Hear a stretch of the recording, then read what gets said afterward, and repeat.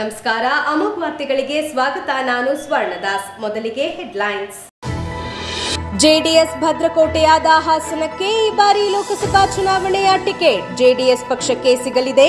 ಕ್ಷೇತ್ರದ ಶಾಸಕ ಎಚ್ಪಿ ಸ್ವರೂಪ್ ಹೇಳಿಕೆ. ರಾಜ್ಯ ಸರ್ಕಾರದ ಗ್ಯಾರಂಟಿಗಳಿಂದ ಶಾಸಕರ ನಿಧಿಗೆ ಅನುದಾನ ಬಹಳಷ್ಟು ಕಡಿಮೆ ಬರ್ತಿದೆ. ಶಾಸಕ ಸ್ವರೂಪ್ ಹೇಳಿಕೆ. ಮತ್ತು ನವದೆಹಲಿಯಲ್ಲಿ ಕೇಂದ್ರ ಸರ್ಕಾರದ ವಿರುದ್ಧ ನಡೆಯುತ್ತಿರುವ ಹೋರಾಟಕ್ಕೆ ಬೆಂಬಲಿಸಿ ಹಾಸನ ನಗರದಲ್ಲಿ ಸಿಪಿಐಎಂ ಪ್ರತಿಭಟನೆ. ವಾರ್ತೆಗಳ ವಿವರ. ಜೆಡಿಎಸ್ ಭದ್ರಕೋಟೆಯಾದ ಹಾಸನಕ್ಕೆ ಈ ಬಾರಿ ಲೋಕಸಭಾ ಚುನಾವಣೆಯಲ್ಲಿ ಸ್ಪರ್ಧಿಸುವ ಅವಕಾಶ ಜೆಡಿಎಸ್ ಪಕ್ಷಕ್ಕೆ ಸಿಗಲಿದೆ ಎಂದು ಕ್ಷೇತ್ರದ ಶಾಸಕ ಎಚ್ಪಿ ಸ್ವರೂಪ್ ಹೇಳಿದರು.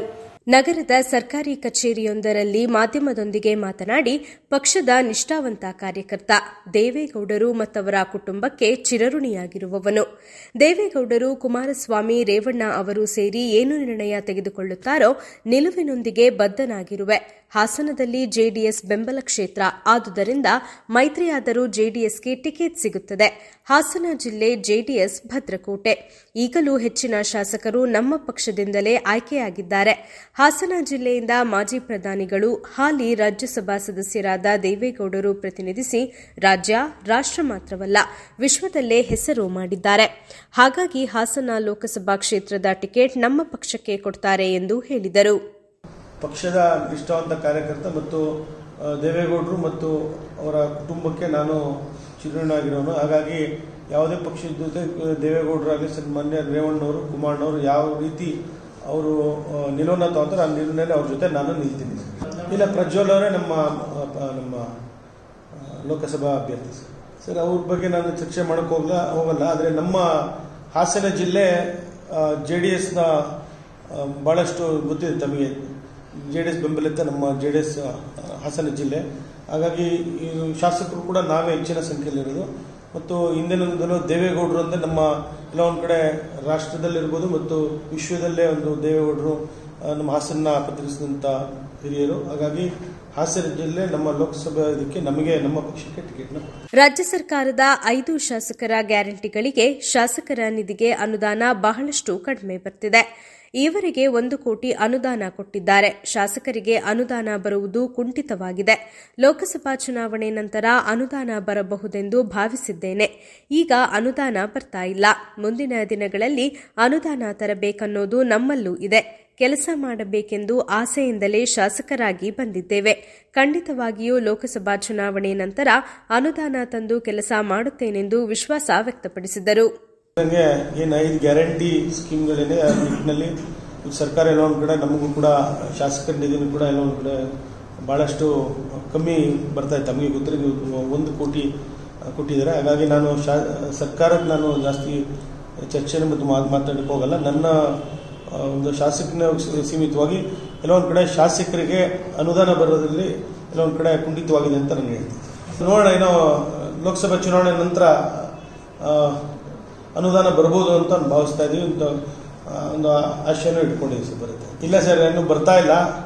ಮುಂದಿನ ದಿನಗಳಲ್ಲಿ ತರಬೇಕು ಅಂತ ನಮಗೂ ಇಷ್ಟ ಇದೆ. ಆದರೆ ಕೆಲಸ ಮಾಡಬೇಕು ಅಂತ ಏನೋ ಒಂದು ಆಸಕ್ತಿಯಿಂದ ಶಾಸಕನಾಗಿದ್ದೀವಿ. ಖಂಡಿತವಾಗ್ಲೂ ಚುನಾವಣೆ ಮುಗಿದ ನಂತರ, ಲೋಕಸಭೆ ಚುನಾವಣೆ ಮುಗಿದ ನಂತರ ಗ್ರಾಂಟ್ಸ್ ಎಲ್ಲೇ ಇದ್ರೂ ಕೂಡ ತಂದು ಅನುದಾನ ಕೆಲಸವನ್ನ ಮಾಡ್ತೀವಿ ಸರ್. ಕೇಂದ್ರ ಸರ್ಕಾರದ ಕಿರುಕುಳ ಮತ್ತು ತಾರತಮ್ಯ ನೀತಿಗಳ ವಿರುದ್ಧ ಕರ್ನಾಟಕ ಸರ್ಕಾರ ಮತ್ತು ಕೇರಳದ ಎಲ್ಡಿಎಫ್ ಸರ್ಕಾರದಿಂದ ನವದೆಹಲಿಯಲ್ಲಿ ನಡೆಯುತ್ತಿರುವ ಹೋರಾಟವನ್ನು ಬೆಂಬಲಿಸಿ ಹಾಸನ ನಗರದ ಹೇಮಾವತಿ ಪ್ರತಿಮೆ ಮುಂಭಾಗ ಸಿಪಿಐಎಂ ಪಕ್ಷದಿಂದ ಪ್ರತಿಭಟನೆ ನಡೆಸಲಾಯಿತು. ಸಿಪಿಐಎಂ ಜಿಲ್ಲಾ ಕಾರ್ಯದರ್ಶಿ ಧರ್ಮೇಶ್ ಮಾಧ್ಯಮದೊಂದಿಗೆ ಮಾತನಾಡಿ, ಭಾರತದ ಒಕ್ಕೂಟವಾದಿ ಸ್ವರೂಪವನ್ನು ಬಲಗೊಳಿಸಲು, ರಾಜ್ಯಗಳ ಮೇಲೆ ಒಕ್ಕೂಟ ಸರ್ಕಾರದ ಹಸ್ತಕ್ಷೇಪಗಳನ್ನು ನಿಲ್ಲಿಸಲು ಮತ್ತು ಒಕ್ಕೂಟ ಸರ್ಕಾರ ರಾಜ್ಯ ಸರ್ಕಾರಗಳ ಮೇಲೆ ತನ್ನ ಅಧಿಕಾರ ದುರುಪಯೋಗ ಹಾಗೂ ಹಸ್ತಕ್ಷೇಪದ ಮೂಲಕ ಒಕ್ಕೂಟವಾದಿ ಸ್ವರೂಪಕ್ಕೆ ಭಂಗ ಉಂಟುಮಾಡುವುದನ್ನು ಈ ಕೂಡಲೇ ನಿಲ್ಲಿಸುವಂತೆ ಹಾಗೂ ಒಕ್ಕೂಟ ಸರ್ಕಾರದ ಕಿರುಕುಳ ಹಾಗೂ ತಾರತಮ್ಯ ನೀತಿಯ ವಿರುದ್ಧ ನವದೆಹಲಿಯಲ್ಲಿ ನಡೆಸುತ್ತಿರುವ ಹೋರಾಟಕ್ಕೆ ಸಂಪೂರ್ಣ ಬೆಂಬಲವನ್ನ ನೀಡುತ್ತದೆ ಎಂದರು. ದೆಹಲಿಯಲ್ಲಿ ಕೇರಳದ ಎಡರಂಗ ಸರ್ಕಾರ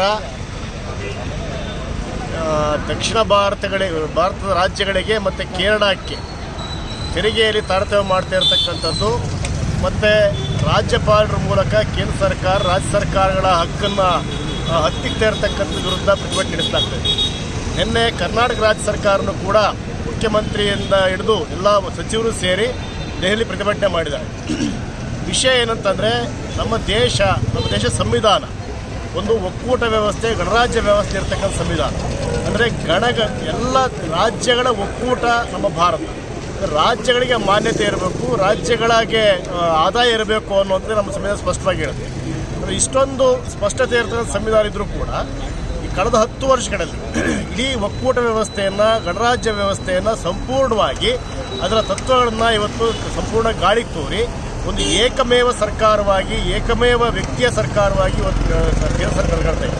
ಅಂದರೆ ಎಲ್ಲ ತೀರ್ಮಾನಗಳನ್ನು ಕೇಂದ್ರ ಸರ್ಕಾರವೇ ಮಾಡುತ್ತೆ, ಎಲ್ಲ ಅನುದಾನಗಳನ್ನು ಕೇಂದ್ರ ಸರ್ಕಾರ ಇಟ್ಕೊಳ್ಳುತ್ತೆ, ಎಲ್ಲ ತೆರಿಗೆಗಳನ್ನು ಕೇಂದ್ರ ಸರ್ಕಾರ ಇಟ್ಕೊಳ್ಳುತ್ತೆ. ರಾಜ್ಯ ಸರ್ಕಾರ ಅಭಿವೃದ್ಧಿ ಕೆಲಸಗಳು ಮಾಡಲಿಕ್ಕೆ, ಶಿಕ್ಷಣಕ್ಕೆ ಅನುದಾನ ಕೊಡಲಿಕ್ಕೆ, ಆರೋಗ್ಯಕ್ಕೆ ಅನುದಾನ ಕೊಡಲಿಕ್ಕೆ, ಜನಪರ ಕೆಲಸಗಳಿಗೆ ಅನುದಾನ ಕೊಡಲಿಕ್ಕೆ ಇವತ್ತು ಸರ್ಕಾರದ ದುಡ್ಡೇ ಇರಲ್ಲ.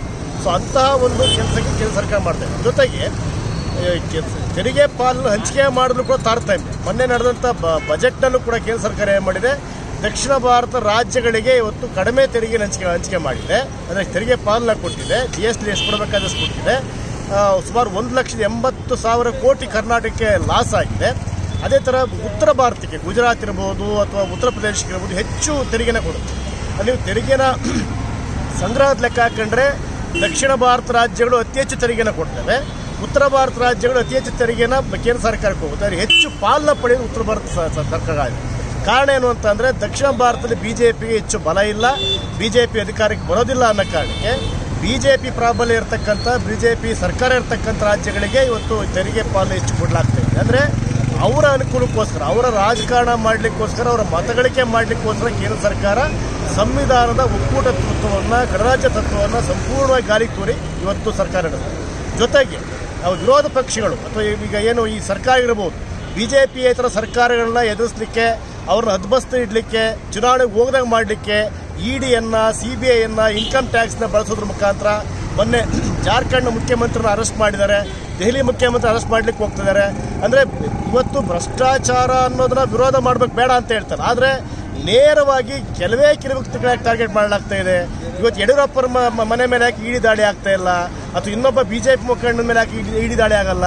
ಅಂದರೆ ಕೇವಲ ವಿರೋಧ ಪಕ್ಷದ ಮಾತ್ರ ಭ್ರಷ್ಟರು ಕಾಣಿಸ್ತಾರೆ, ಇವರಿಗೆ ಬೇರೆಯವರ ಕಾಣೋದಿಲ್ಲ. ಅಂದರೆ ED ಮುಖಾಂತರ, CBI ಮುಖಾಂತರ ವಿರೋಧ ಪಕ್ಷಗಳನ್ನ ಹತ್ತಿಕ್ಕತಕ್ಕಂಥದ್ದು ದೇಶದ ಪ್ರಜಾಪ್ರಭು ಸಂಪೂರ್ಣ ಕಗ್ಗೊಲೆ ಮಾಡ್ತಕ್ಕಂಥಕ್ಕೆ ಮೋದಿ ಸರ್ಕಾರ ಹೋಗಿದೆ.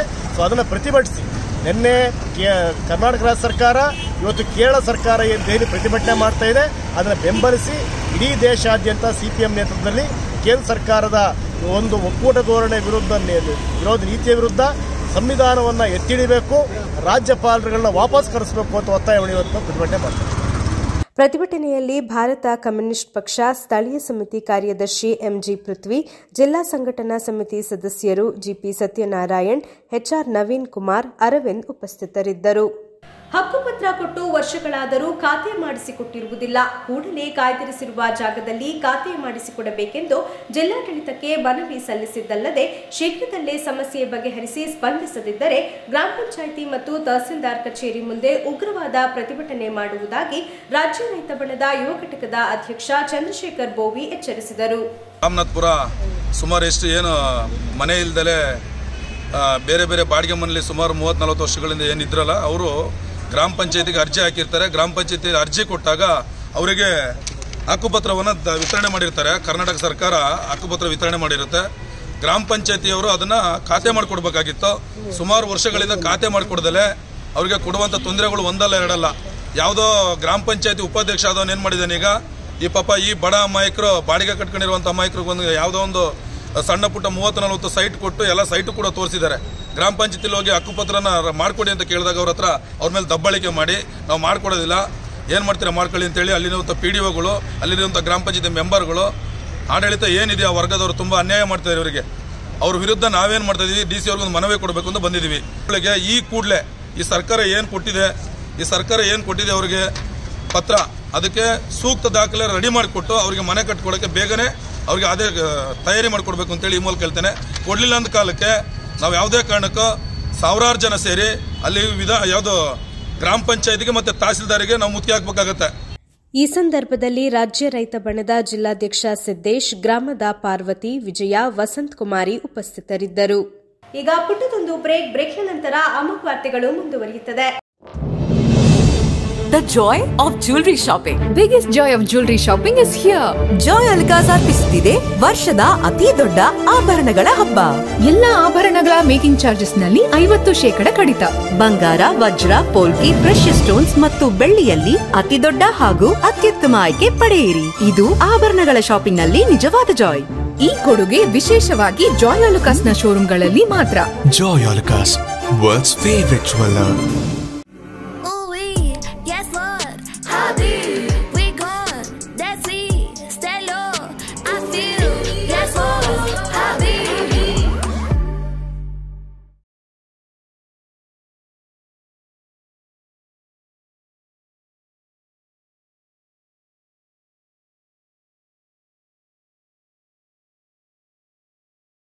ಭೀಮಾ ಜುವೆಲರ್ಸ್ ಫ್ಯಾಬುಲಸ್ ಫೆಬ್ ಕೊಡುಗೆಗಳು ಫೆಬ್ರವರಿ 2ರಿಂದ 29ರವರೆಗೆ. ಈಗ ಪಡೆಯಿರಿ ಚಿನ್ನ ಮತ್ತು ಬೆಳ್ಳಿ ಆಭರಣಗಳ ಮೇಕಿಂಗ್ ಶುಲ್ಕದ ಮೇಲೆ 70% ವರೆಗಿನ ರಿಯಾಯಿತಿ ಮತ್ತು ವಜ್ರದ ಖರೀದಿಯ ಮೇಲೆ ₹7,000 ಇನ್ಸ್ಟೆಂಟ್ ಕ್ಯಾಶ್ ಬ್ಯಾಕ್ ಪ್ರತಿ ಕ್ಯಾರೆಟ್. ಜೊತೆಗೆ 3 ಲಕ್ಷ ಮೌಲ್ಯದವರೆಗೆ ಉಚಿತ ಗಿಫ್ಟ್ ಕಾರ್ಡ್ ಪಡೆಯಿರಿ. ಅಷ್ಟೇ ಅಲ್ಲ, ಪ್ರತಿ ಗ್ರಾಂ ಹಳೆ ಚಿನ್ನದ ವಿನಿಮಯದ ಮೇಲೆ ಹೆಚ್ಚುವರಿ ₹100 ಪಡೆಯಿರಿ. ನಮ್ಮ ಎಲ್ಲಾ ಮಳಿಗೆಗಳಲ್ಲಿ ಲಭ್ಯ. ಷರತ್ತುಗಳ ಅನ್ವಯ.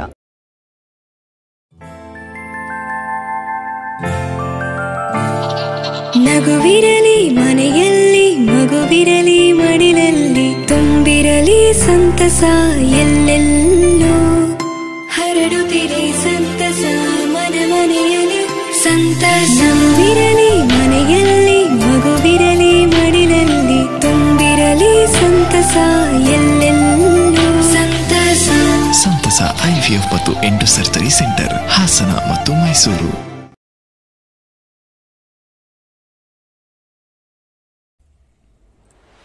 ಹಾಸನಾಂಬ ಕಾರ್ ಡೆಕೋರ್ ಇದೇ ಫೆಬ್ರವರಿ 10ರಂದು ಅದ್ದೂರಿ ಪ್ರಾರಂಭೋತ್ಸವದ ಪ್ರಯುಕ್ತ ಲಕ್ಕಿ ಡ್ರಾ ಮೂಲಕ 3 ಅದೃಷ್ಟಶಾಲಿಗಳನ್ನ ಆಯ್ಕೆ ಮಾಡಲಾಗುವುದು. ಆಯ್ಕೆಯಾದ ಮೊದಲನೆಯ ಅದೃಷ್ಟಶಾಲಿಗೆ ₹30,000 ಬೆಲೆ ಬಾಳುವ ಕಾರ್ ಆಕ್ಸೆಸರೀಸ್ಗಳಾದ Honor sports Android system, reverse camera, floor mat, wheel cap, door visor, wiper blade, LED bulb, door guard, cooling paper, Android frame, fitting charge ಉಚಿತ. ಎರಡನೆಯ ಅದೃಷ್ಟಶಾಲಿಗೆ ₹15,000 ಬೆಲೆ ಬಾಳುವ ಕಾರ್ ಆಕ್ಸೆಸರೀಸ್ಗಳಾದ Honor sports Android system, reverse camera, Android frame, fitting charge ಉಚಿತ.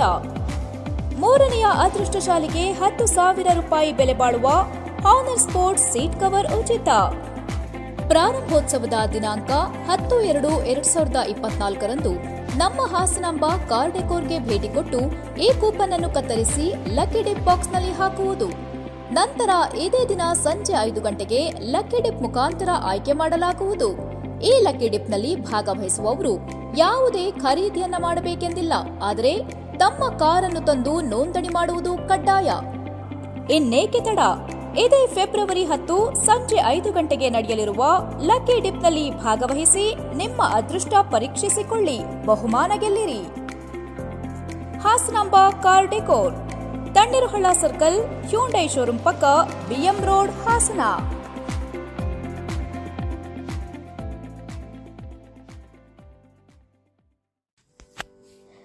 Belur ring ರಸ್ತೆಯಲ್ಲಿ ನೂತನವಾಗಿ ಪ್ರಾರಂಭವಾಗಿರುವ ಪ್ರಕೃತಿ ಗ್ರ್ಯಾಂಡ್ ವೆಜ್ ರೆಸ್ಟೋರೆಂಟ್.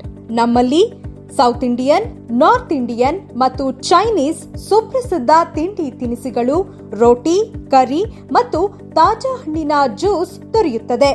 ಮತ್ತು Maharaja tandoori point non veg multi cuisine restaurant ಪ್ರಾರಂಭವಾಗಿದೆ. ನಮ್ಮಲ್ಲಿ biryani, chicken 65, chicken ghee roast, chicken kebab ಇನ್ನಿತರೆ ಮಾಂಸಾಹಾರಿ ಖಾದ್ಯಗಳು ರುಚಿ ಮತ್ತು ಶುಚಿಯಾಗಿ ದೊರೆಯುತ್ತದೆ. ಆಕರ್ಷಕ ಹೊರಾಂಗಣ ಮತ್ತು ಕೂರಲು ವಿಶಾಲವಾದ ಸ್ಥಳಾವಕಾಶವಿದೆ. ಇಂದೇ ನಿಮ್ಮ ಕುಟುಂಬಸ್ಥರು ಮತ್ತು ಸ್ನೇಹಿತರೊಂದಿಗೆ ಭೇಟಿ ನೀಡಿ ಪ್ರಕೃತಿ ಗ್ರ್ಯಾಂಡ್ ವೆಜ್ ರೆಸ್ಟೋರೆಂಟ್ ಮತ್ತು Maharaja tandoori point non veg multi cuisine restaurant. ವಿಳಾಸ near dollars residency, Belur ring ರಸ್ತೆ, ಹಾಸನ. ಹೆಚ್ಚಿನ ಮಾಹಿತಿಗಾಗಿ ಫೋನ್ ಸಂಖ್ಯೆ 9741546006. ನೀವು ನಿಮ್ಮ ಚಿನ್ನವನ್ನು ಪ್ರಸ್ತುತ ದರದಲ್ಲಿ ಮಾರಾಟ ಮಾಡಬೇಕೇ? ನೀವು ನಿಮ್ಮ ಗಿರವಿ ಇಟ್ಟಿರುವ ಚಿನ್ನವನ್ನು ಬಿಡಿಸಲು ಹಣ ಬೇಕೇ? ಹಿಂದೆ ಕರೆ ಮಾಡಿ ಸ್ಕಂದ ಗೋಲ್ಡ್ ಕಂಪನಿ 7996089960.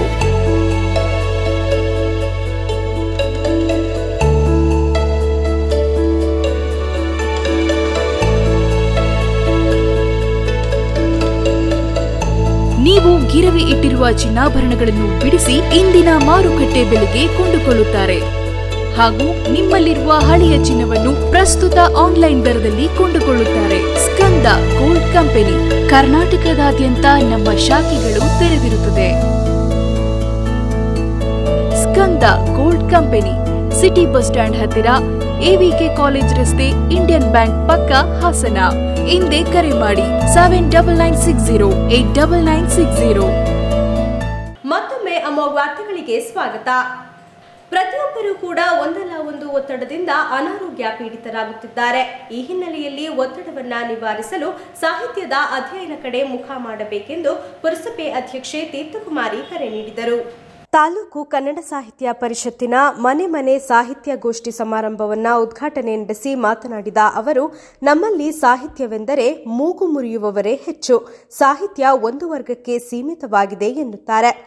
ಆದರೆ ಸಾಹಿತ್ಯ ನಮ್ಮ ಬದುಕನ್ನ ಬದಲಾಯಿಸುವ ಗಟ್ಟಿತನವಿದೆ ಎಂಬ ವಿಷಯವನ್ನು ನಾವುಗಳು ತಿಳಿಯಬೇಕಿದೆ ಎಂದರು. ಕವನಗಳನ್ನ ಅಥವಾ ಕವಿಗಳನ್ನ ಬಗ್ಗೆ ಮರ್ತೆ ಹೋಗ್ತಾ ಇದ್ವಿ. ನಾವು ಏನಿವತ್ತು ಈ ಧಾರಾವಾಹಿಗಳ ಒಂದು ಲೋಕದಲ್ಲಿ ಈಗ 6 ಗಂಟೆ ಆದ್ರೆ ಯಾವುದೋ ಒಂದು ಧಾರಾವಾಹಿ ಬರುತ್ತೆ, ನಾವು ನೋಡ್ಬೇಕಿತ್ತು 6-6:30ಗೆಲ್ಲ ನಮ್ಮ ಹೆಂಗಸರುಗಳು ಕೂತ್ಕೊಂಡು ನೋಡ್ತಾ ಇದ್ವಿ.